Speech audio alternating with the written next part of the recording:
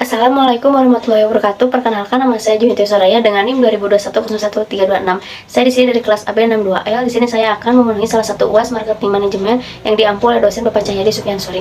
Nah, di sini saya akan menjawab pertanyaan nomor 1A mengenai merek. Merek adalah nama istilah, tanda, lambang atau desain atau bisa kombinasinya yang dimaksudkan untuk mengidentifikasi barang atau jasa dari salah satu penjual atau kelompok penjual dan mendiferensiasikan mereka dari para pesaing. Untuk jawaban nomor 1B adalah di sini saya akan memberikan merek pada kursus bahasa Inggris saya, yaitu ECI, yang bersingkat dari English Course Interaktif, yang artinya adalah kursus bahasa Inggris interaktif, artinya interaktif. Jadi makna dari English Course Interaktif ini adalah tempat kursus bahasa Inggris yang interaktif. Nah, tempat kursus ini menginginkan semua murid yang mengikuti agar selalu aktif antara pengajar dan muridnya. Jadi harus terjadi komunikasi dua arah agar murid dapat berperan secara aktif untuk mengikuti segala rangkaian belajar yang telah disediakan oleh kursus ini. Selanjutnya untuk jawaban nomor 1C mengenai tagline dari kursus bahasa Inggris saya, yaitu ECI, adalah Fly High with English, atau yang artinya terbang tinggi dengan bahasa Inggris. Nah, makna dari tagline itu adalah kita bisa belajar dan mempelajari bahasa Inggris dengan ilmu yang sedalam-dalamnya. Karena pada zaman ini bahasa Inggris sudah menjadi bahasa yang internasional, sehingga kita harus dapat mengikuti dan mempelajari bahasa Inggris. Nah, untuk jawaban nomor 2 mengenai 5 tingkatan kursus bahasa Inggris atau 5 tingkatan dari produk. Nah, yang pertama adalah manfaat inti. Manfaat inti adalah yang benar-benar yang dibeli oleh pelanggan atau didapatkan oleh pelanggan. Nah, manfaat inti dari kursus bahasa Inggris ini adalah orang yang mendaftar kursus bahasa Inggris ini akan mendapatkan ilmu pembelajaran dan menjadi tahu yang awalnya tidak tahu mengenai bahasa Inggris. Nah, yang kedua adalah produk dasar. Produk dasar merupakan mengubah manfaat inti yang tadi menjadi produk dasar. Nah, produk dasar dari kursus bahasa Inggris ini adalah meliputi jasa memberikan ilmu, modul bahasa Inggris, papan tulis, meja, kursi pengajar, dan kamus. Nah, selanjutnya ada produk yang diharapkan atau produk yang diharapkan oleh konsumen. Nah, menyiapkan beberapa atribut dan kondisi yang bisa diharapkan. Nah, contohnya seperti pengajar yang berkompeten, materi yang mudah dipahami, ruangan yang nyaman, fasilitas memadai, internet yang lancar, dan kursus Inggris yang bersertifikat. Nah, selanjutnya adalah produk yang ditingkatkan atau pemasaran menyediakan produk yang melampaui harapan. Nah, selanjutnya adalah produk yang ditingkatkan atau pemasaran menyediakan produk yang melampaui harapan. Nah, produk yang ditingkatkan dari kursus bahasa Inggris ini adalah menyediakan AC, internet, laptop, dan waktu yang fleksibel. Nah, yang terakhir adalah calon produk atau segala kemungkinan peningkatan atau perubahan produk di masa datang. Contohnya seperti pembelajaran bahasa Inggris ini akan dilakukan secara online bagi yang tidak bisa datang secara langsung. Nah, yang kedua adalah akan mengadakan program tes TOEIC dan tes TOEFL. Nah, selanjutnya jawaban nomor 3A mengenai jasa. Jasa adalah setiap tindakan atau kinerja yang dapat ditawarkan kepada suatu pihak kepada pihak lain yang pada dasarnya tidak berwujud dan tidak melibatkan kepemilikan sesuatu. Produksinya mungkin saja terkait dan atau mungkin juga tidak terkait dengan produk fisik. Selanjutnya untuk jawaban yang 3B, ada 4 karakteristik jasa. Yang pertama adalah intangibility atau yang berarti tidak berwujud. Nah, ciri-cirinya jasa tidak dapat dilihat, dirasakan, diraba, didengar, atau dibawahi sebelum jasa itu dibeli.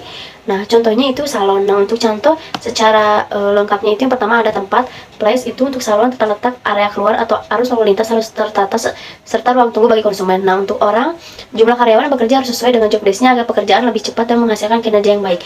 Nah, selanjutnya ada peralatan atau equipment seperti kaca, gunting, alat-alat kecantikan, perulus dan pengeriting rambut, perlengkapan salon lainnya, laptop untuk kasir dan mesin kasir. Nah, untuk bahan komunikasinya itu secara tercetak yaitu seperti katalog atau foto. Nah, untuk simbol contohnya nama dan simbol dapat menunjukkan pelayanan yang cepat. Dan yang terakhir adalah harga. Salon akan memberikan potongan harga bagi yang mengambil paket nail art sebanyak 5%. Karakteristik jasa yang kedua adalah inseparability atau tidak dapat dipisahkan. Barang biasanya diproduksi kemudian dijual lalu dikonsumsi, sedangkan jasa pada umumnya terlebih dahulu baru kemudian diproduksi dan dikonsumsi pada waktu dan tempat yang sama. Nah, contohnya perawatan tubuh di salon. Salon diproduksi langsung saat pelanggan datang. Interaksi antar penyedia jasa dan konsumen adalah ciri khusus dalam perawatan jasa. Kedua belah pihak, penyedia jasa dan konsumen, mempengaruhi hasil atau outcome dari jasa yang bersangkutan. Selanjutnya ada variability atau berubah-ubah. Jasa bersifat sangat variabel karena merupakan non-standar output, artinya banyak variasi berbentuk, kualitas, dan jenis tergantung pada siapa, kapan, dan di mana jasa tersebut diproduksi.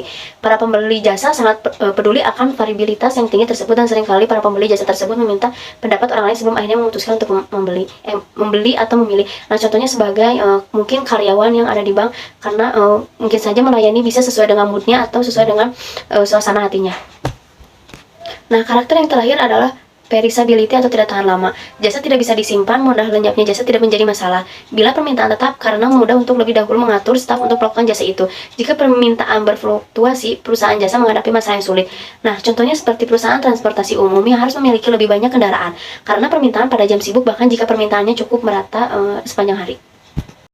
Nah, selanjutnya jawaban yang 3C, bagaimana cara agar konsumen atau orang-orang yang mendaftar di kursus bahasa Inggris kami merasa puas. Nah, cara yang kami lakukan adalah yang pertama, profesional teacher atau pengajar yang berkompeten, karena kami akan memberikan pengajar yang berkompeten kepada siswanya agar di kursus ini mereka mendapatkan materi yang mudah dipahami. Nah, yang kedua adalah flexible time. Nah, untuk waktu masuknya disesuaikan dengan jadwal kosong para muridnya, jadi tidak mengganggu pada kegiatan yang lainnya. Nah, yang ketiga adalah class friendly. Di kursus ECI ini tidak hanya sekedar belajar, tetapi di ECI ini mengajarkan lingkungan seperti keluarga, teman, sahabat, agar antara murid dan pengajar merasa lebih dekat dan lebih akrab. Nah, yang keempat adalah fasilitas yang lengkap dan memadai. Nah, di kursus bahasa Inggris ini menyediakan fasilitas yang lengkap seperti adanya laptop, perpustakaan mini yang berisi modul dan buku bahasa Inggris, internet yang lancar, ruangan ber-AC, dan ruangan yang nyaman. Karena dengan ruangan yang nyaman akan membuat siswanya bersemangat dan lebih fokus dalam belajar.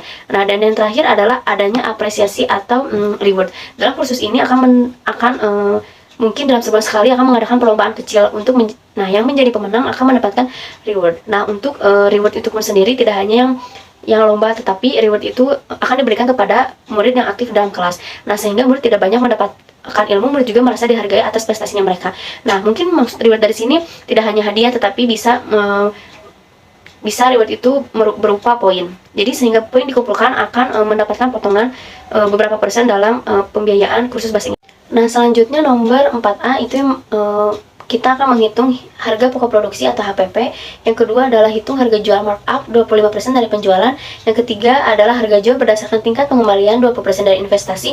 Dan yang terakhir adalah hitung break even point atau BEP berdasarkan tingkat pengembalian. Nah, untuk yang hitung harga pokok produksi akan saya tampilkan pada layar.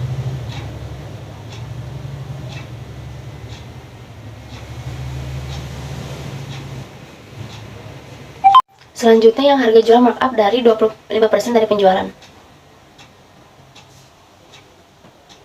Yang C adalah harga jual untuk berdasarkan tingkat pengembalian 20% dari investasi. Dan yang terakhir adalah break even point atau BEP berdasarkan tingkat pengembaliannya. Nah, yang terakhir adalah jawaban nomor 5, yaitu membuat action plan dan timeline kursus bahasa Inggris. Nah, di sini saya akan menunjukkan kalendernya untuk mengenai timeline dari action plan ini. Nah, di sini untuk bulan Februari. Nah, selanjutnya di sini saya akan menunjukkan 5W 1H dari action plan dari bulan Februari tersebut. Nah, selanjutnya di sini ada pun juga timeline dari action plan pada bulan Maret. Pada bulan Maret saya membuat 3 program.